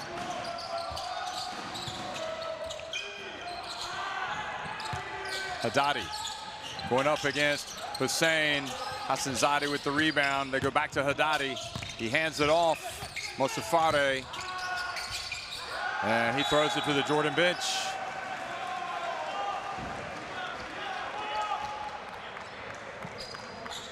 Iran starting the fourth like they started the first. Not quite in sync with one another. And that'll have to change. But I am interested that Haddadi will come in. I think he'll sit down. He'll do 2-3 minutes now, sit down for a couple of minutes and come back in to close the game out. Here's Bazai. Nice bounce pass to Hussein.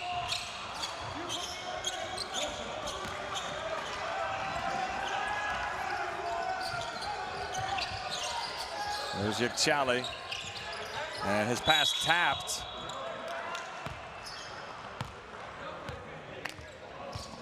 Boy, Abbas has played a real captain's minutes tonight. Yeah, he truly has. You know, you have to give him a huge amount of respect. He's not had a huge impact in the previous games particularly.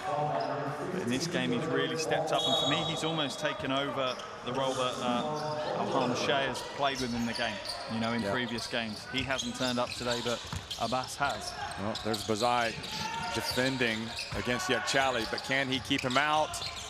Well, the additional help from Hussein. Yakchali gets it back. He gets it to Hassanzadeh. Jamshidi Jafarabadi. Count it! And it's interesting, the three ball is becoming really, really important. Neither of these teams shooting the ball well, under 30% for the tournament. And now it's potentially going to lead them through to the semi-finals. 19 for Jamshidi. Freddie Ibrahim hits a huge mid-range jumper. I don't know, it's going to be a controversial statement, but it feels like Ibrahim is building potentially to his best game. You know, it's easy to get excited by that buzzer beater, but there's more to the game than that. And it feels like he's starting to come into it a bit more. And it goes to Hamed Haddadi and Mashayeki. And Freddie Ibrahim chases down the rebound before it goes out of bounds. Now Tucker, Bazai, and the ball batted out of bounds.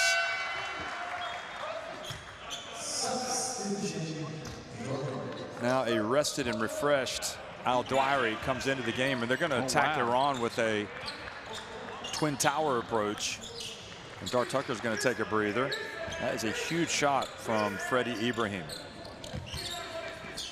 Presume Hussein will play out a little bit further. They don't want to clog the paint. Here's Freddie Ibrahim again! 16 points. And this is what it just felt like. This is his game. He started a little bit slow, but he's come into it. I think this is going to be a bigger game than that buzzer beater against Chinese Taipei. Mashayeki gets it batted out of bounds. Freddie having none of that. Look at this. Woo! Get it out of here. Oh, gosh. A ball. Just up into that top tier of seats. And Iran coach thinking of foul, but no, it looked like it was all ball. Here is Haddadi. Shot clock down to 3. Haddadi takes a shot, is blocked. Yakchali gets blocked. Terrific play by Hussein. Hussein is playing inspirational minutes. We know he's got bad knees, and the man is giving everything. Oh, no, that was Al-Dawari, excuse me. Al-Dawari got the... Yeah, no, it was Al-Dawari giving it everything. First block and the rebound. Oh, gosh. The way he went down, I thought it was insane.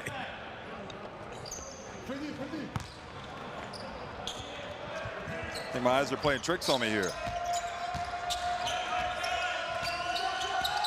Too much Mai Goreng here in Jakarta. And Freddie Ibrahim turns it over, but then Al-Dawari gets it right back and just makes a sensational layup. And he's definitely back to his A game, Al-Dawari, he needed the rest. Yeah, I think he did, and that's the concern I have now if I'm Iran. Did they go too early with Haddadi? It's been on since the start of the fourth. Will he be effective all the way through to the end of the game? Mashayeki rims out. Al-Dawari thought maybe throw it up, and then he's like, the best policy is not to risk it. Al-Dawari again. Back to Ibrahim. There he is, running off the screen. And that time, with his left hand not there. And it looks like Ibrahim got injured a little bit. And Benem Yakchali fouled. Looks like he's trying to get the unsportsmanlike. Additional little head jerk. You see the finish, but you can see what Jordan are doing. They want no transition basketball from Iran at all. They don't want to see Yakchali in full flow. They absolutely want to stop that, and they're going to stop it at all costs. You know, they need to wait until one of their bigs is back. Al-Dawari and Hussein, they're not playing great transition defense at the moment, so they're going to have to foul Iran on the break. Somebody's got to step up for Iran. Who's it going to be? Jamshidi. Kazemi couldn't get it. Al-Har Marche, Jordan in no rush now. The one thing I would say, Iran are playing pretty awful basketball right now, and they only trail by 4. That's, you know, the silver lining to the cloud that they're in. Freddie over to Al-Dawari. Great block by Kazemi. Yeah, that was just going to be 2 points if Kazemi didn't step across and knock that one away. Kazemi saving Iran from another Al-Dawari dunk. And Al-Dawari doesn't. One good thing about Al-Dawari today, no talking. He's not talking to the refs at all. Obviously, somebody has told him, you need to pipe down, big fella. He's been talking a bit more to his teammates. Been quite animated and at times quite aggressive with his teammates. But I don't mind that so much as long as it's within bounds, because it shows how much he wants this game. Absolutely.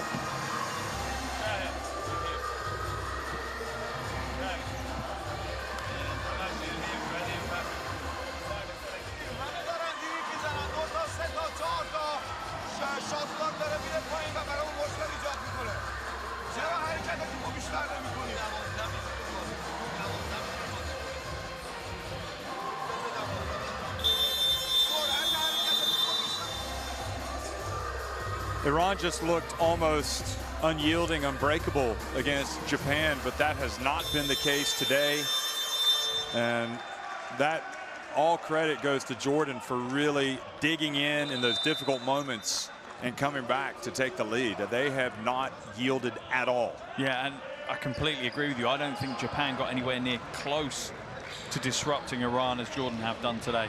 You know, I don't think Japan were anywhere putting a dent into Iran in that game at times, whereas Jordan consistently have controlled this game.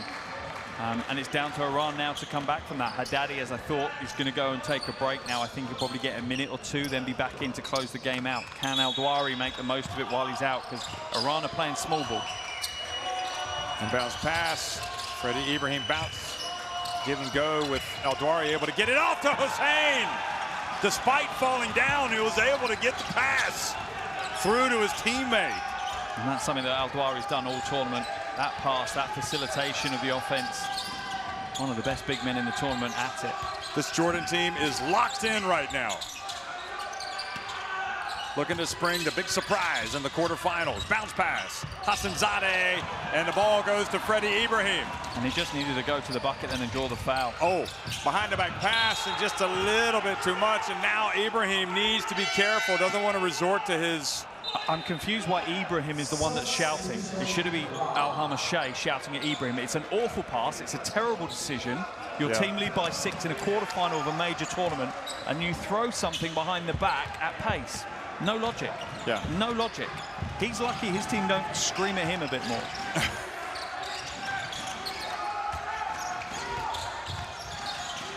Here is Jamshidi Jafarabadi, and Freddie Ibrahim has it again.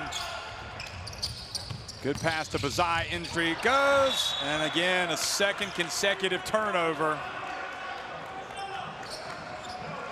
Well, 4:45 remaining, and Jordan now suddenly their own worst enemy. Jamshidi goes out, Resafari coming in.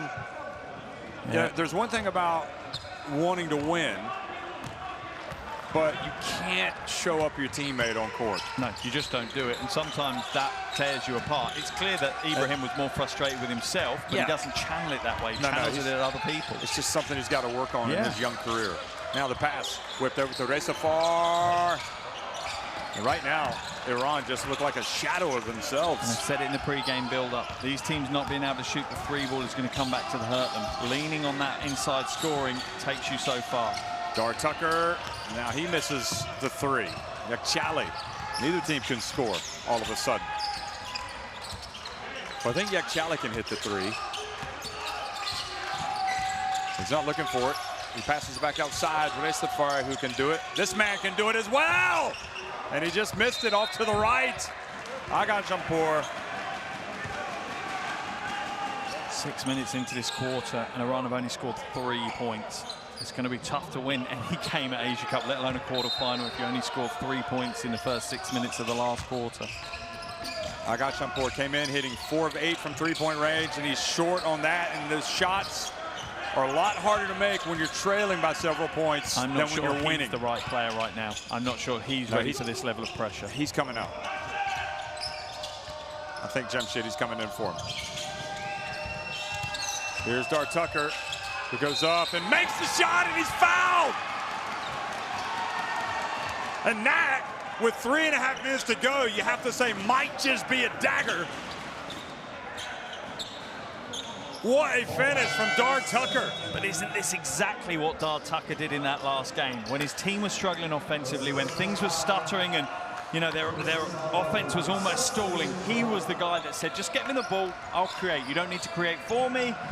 Just run what we run, and I will get us points. And he's doing the same again here. If this is the start of, you know, Tucker time, then there's big problems for Iran. He's got 25 points. And at this rate, you're not talking about him as a potential MVP of the game. You're talking about potential tournament MVP. Yeah, he's putting himself in that bracket with these last 2 performances. And Hussein reaches in and fouls Jamshidi.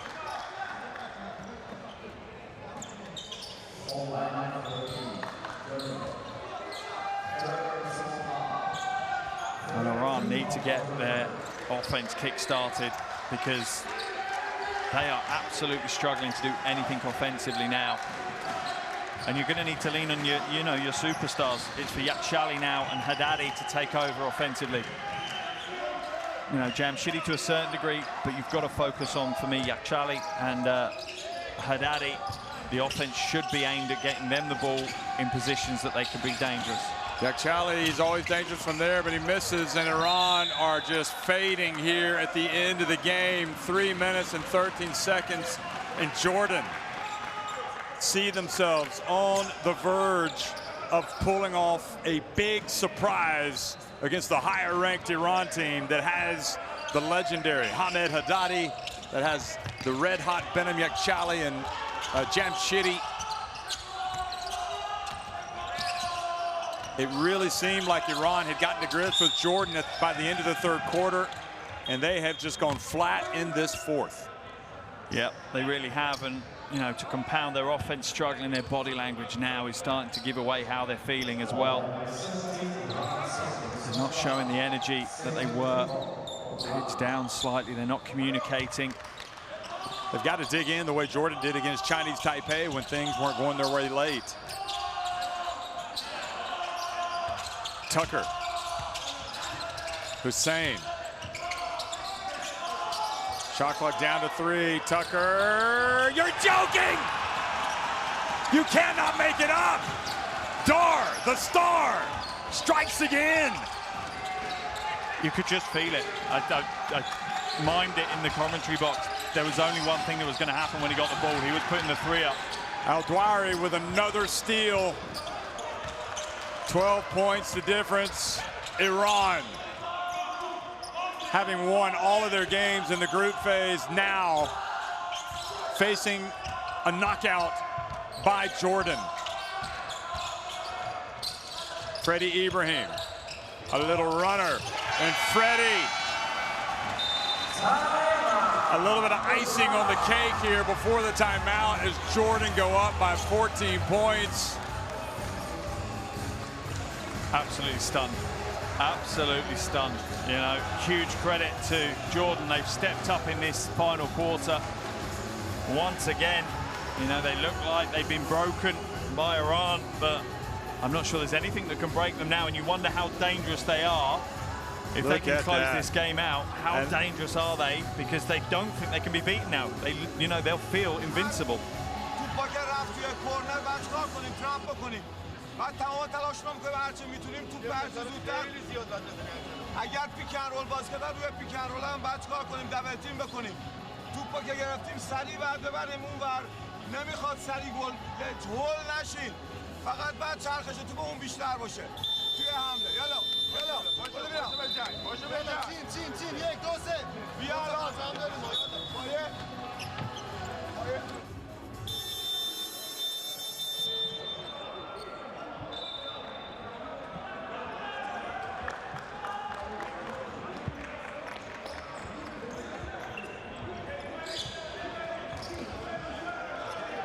Well, 14 points the lead.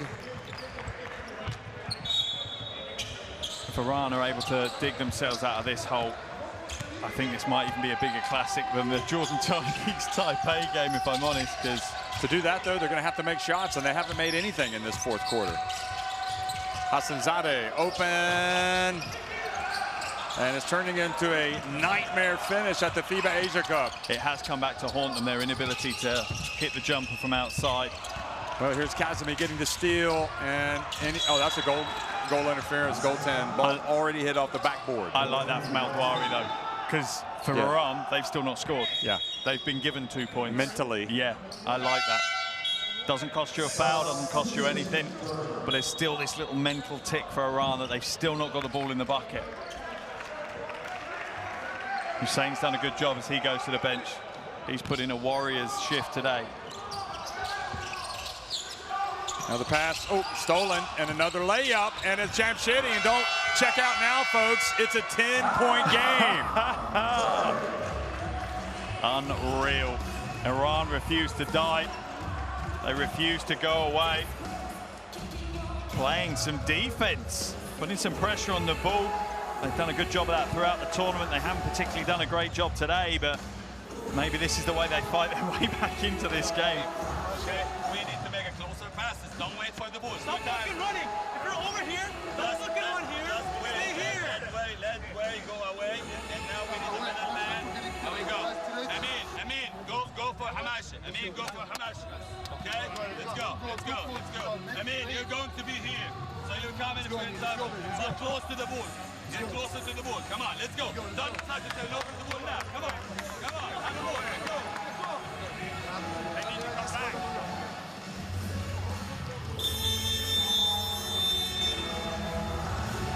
Iran look dead and buried, right? This is the beauty of basketball, isn't it? You can't write them off. You can't write any team off. You couldn't write Jordan off against Chinese Taipei, and now Iran, I think, firmly believe they are right in this. And they truly should. They truly should. Off those couple of big plays, defensive stops, high up the floor, 2 quick scores, very little time going off the clock. We finally saw the best of Kazemi as he got that steal. That's what he does. And here they are again, and almost forcing another turnover. And the problem now, okay, that's only the 4th team foul. What they don't want to do is foul Freddie Ibrahim because he will go to the line. It's only their 3rd, so they've got another one to go. Yeah, it's only their 3rd, so they've got 1 more to give. Okay, so but whatever you do, yeah, you're right. You've got 1 more to give, but you're right. You can't play that kind of defense after that next foul. And they didn't need to. They'd had him locked in the corner. You were playing for that 8-second violation. Yeah, you don't have to reach. No, just stall them, make them panic. Well, oh, it goes off the hands of Abu Hawass. Jordan could be on the verge of self-destructing right before our eyes. Unreal, absolutely unreal. How ironic it would be if Jordan succumbed in this game. Surely not a buzzer-beating 3-point shot, though. Quick pass, Kazemi. And again, from Jordan's perspective, I don't think that's a bad foul as well. They're about to give up 2 points. They fouled on the floor. They're not in the penalty. 90 seconds, down by 10. Surely it's too much.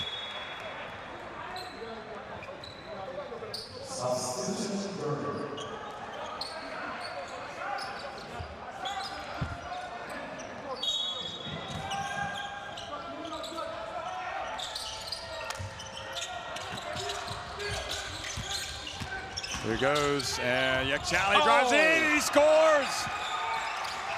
They pulled to within 8. Now El Douari gets it up ahead to Al Harmache, and he goes in, and boy, that was a huge basket. And El Douari's saying think, but I still don't think that was the best pass he could have made. It was risky. Well, they don't seem to be able to move it up on the court. Big stand for Jordan. They don't want to start fouling and stopping the clock. Mashieki misses, and El Douari gets the rebound. I think it's too much now, surely. Well, I'm not willing to give it up if I'm an Iran player. Oh, no, absolutely not. And these are big free throws for El Douari. That was the pass that you questioned. What I questioned was Al Harmache going for the layup. Come out and burn your 24, right? Although he made it, so you can't criticize him if he'd missed it. There would be a huge amount of criticism coming his way. Now they get it, and they break the press. And that's not the player to foul. They should have let him pass it away or fouled earlier. That's why you don't want to foul. I don't think you want to foul Dark Tucker nor Ibrahim. Anybody else. Anyone else on the floor. As soon as anyone else touches the ball, foul them. Now, of course, we're talking about him being a can't miss at the line. So we've completely jinxed him. Yeah, but at least they stopped the clock. Yeah, Dar Tucker and Ibrahim combining from 8 from 9 from the field. From the free throw line? Yeah, sorry, from the free throw line. Yeah, they've been near perfect. They're the 2 players that... You still got 101 left.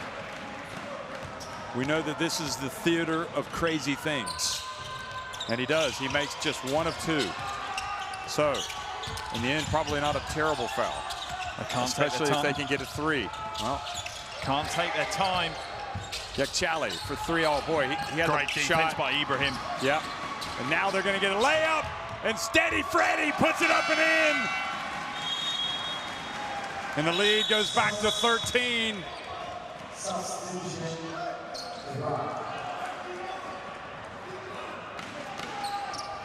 And with 43.1 seconds remaining. And I'm just looking across now at Haddadi sitting on the bottom of the bench, and you wonder, is this his last Asia Cup? Is this the great man bowing out of the Asia Cup? He looks very solemn. He's not joined the huddle.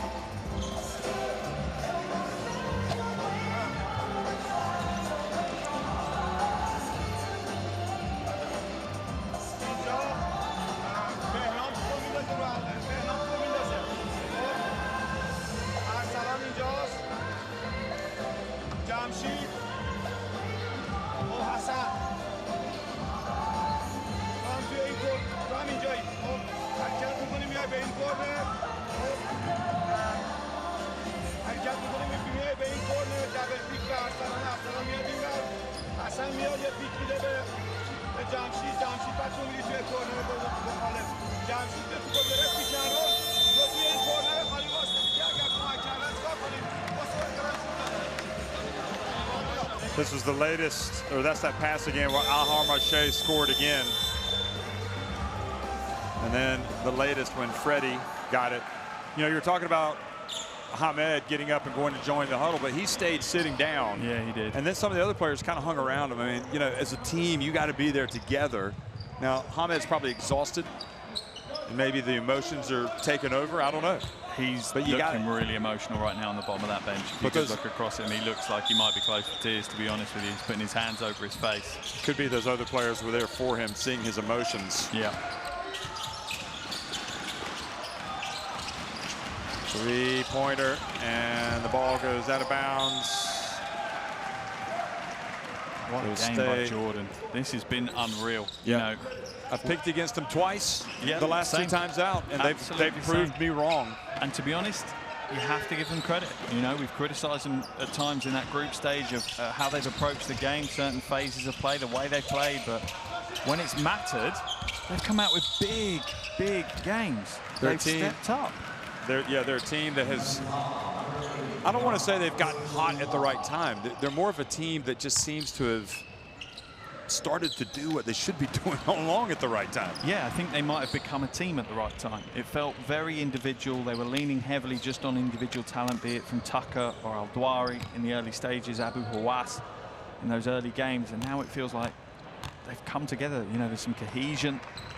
And they're almost all on the same page. There's still a little bit of fracture in that team, though. They're not perfectly in sync yet, I don't think. But it's certainly not a team you'd want to face now in the semi-finals if you're Lebanon or China. It's almost an unknown, isn't it? It's yeah, a tough one to work out how you play against them.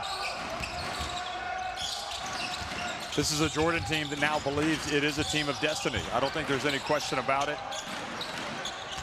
And when you believe that, you can do special things. You play above yourself. Phenomenal. What a game for Jordan. Unbelievable. And they absolutely deserve their place in the Final Four. They really do. Huge. Al-Dwari pointing to the heavens. And Freddie Ibrahim with his little celebration as well. This is a Jordan team now that looks like it is not going to be denied. They upset Iran 91-76 to advance to the semifinals. And waiting for Jordan will be the winner of Lebanon against China. Jordan, you cannot make it up what has happened to this team since they came from behind to shock Chinese Taipei. And despite losing the initiative in the third quarter against Iran, they have battled back and won the fourth quarter and just marched into the last four. They just refused to quit at any stage in this game. You know, you look at some of the statistics, Iran dominated the rebounding battle, more assists, but Jordan just don't quit. They don't step back. They're a really interesting case study. Not everyone's cup of tea, but they're getting the job done. And Tucker once again stepped up big at the right time. 29 points for Tucker. You know, he is stepping in and being that big player whenever they hit a bump in the road. Surely somebody's got to give Tucker the key to Amman because he has been sensational for that country. And to see a naturalized player buy in the way that he has in those difficult moments, he really does stand up to be counted. Al-Dwari, there was one point in this game where he wasn't producing, but I think that was right down to him being tired, and he had to go out of the game and catch a break because when he came back in, he was back to his best. But then who replaced him? Hussein came in and put a big performance in. 6 points, couple of rebounds, you know, used his fouls smartly. That's why Jordan seems so impressive right now.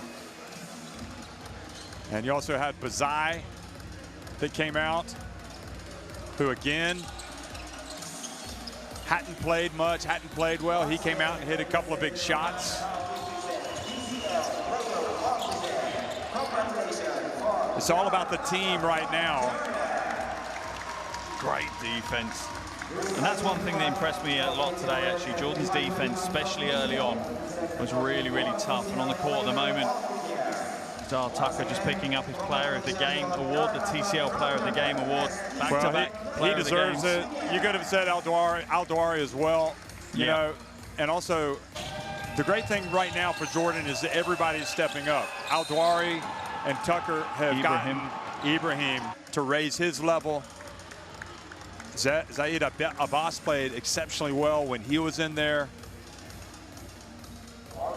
But you look at that stat line for Dal Tucker, though, it's unreal. 29.6 rebounds, 4 assists, a steal. He drew 5 fouls from Iran, just across the box score. Dal Tucker getting it done, but Ibrahim's the biggest turnaround for me.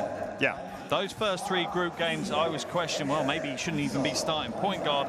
And that game against Chinese Taipei, the last 2 or 3 minutes, he took a leadership role. It's the first time I've seen him do it in this tournament. And then today, he took an even bigger step forward. I think this is a better game for him today than that huge buzzer-beating game against Chinese Taipei. Who is a better matchup for them in the next round? Is it Lebanon or is it China? I think a better matchup is probably Lebanon. Because it's more of like a West Asian type style battle. And the size as well, I think, will be more comparable. I'd be interested to see if they do face China, how they deal with Zhou Qi, because that's a very different prospect for Al-Dawari to have to deal with.